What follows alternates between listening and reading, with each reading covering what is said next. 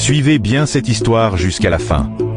Un vieux papa croise une jeune fille, et ce qu'il va lui dire peut changer une vie. Ma fille, je peux te dire quelque chose? Oui papa, qu'est-ce qu'il se passe? Dans la vie, il y a deux chemins, celui qui brille au début, mais te détruit à la fin, et celui qui fait mal au début, mais te construit doucement. Je comprends un peu. Ce téléphone que tu tiens, ce n'est pas mauvais. Mais si tu passes ton temps à suivre les mauvaises personnes, tu vas oublier ta propre valeur. C'est bien.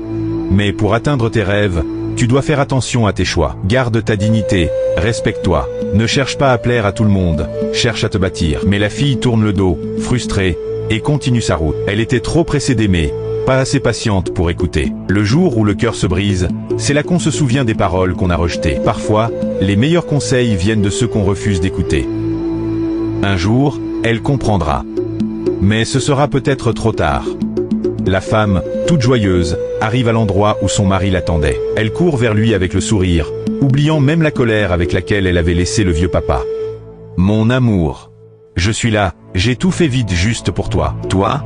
Tu viens de loin comme ça, et t'as vu l'heure. Oui, je voulais te faire plaisir. J'ai même laissé un vieux monsieur qui voulait me parler, juste pour arriver vite. La femme, très joyeuse, dit à son mari, bébé, attends, je veux te montrer quelque chose. Mais l'homme, perdu dans ses pensées, ne l'écoutait pas vraiment. Alors la femme lui demanda, bébé, qu'est-ce qu'il y a?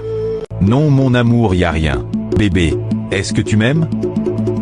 Bien sûr que je t'aime. Pourquoi cette question?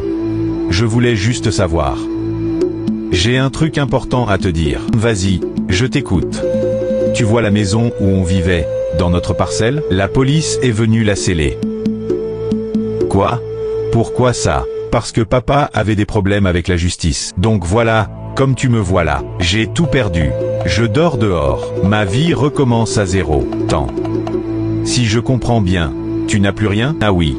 Mais tu sais, on dit toujours, aime une personne dans les moments de joie comme dans les moments difficiles. Donc maintenant, mon parfum, mes mèches, mes habits, je vais les acheter avec quoi? T'inquiète, je vais trouver une solution. Mais pourquoi tu te fâches? Toi et moi, c'est fini. Je te quitte. Donc tu me quittes vraiment? Oui, c'est fini entre nous. La femme se fâcha directement quand son mari lui dit qu'il n'avait plus rien. Elle s'en alla sans rien dire, malgré que le mari l'appelait. Bébé, écoute-moi, j'ai un truc à te dire. Qu'est-ce que tu veux?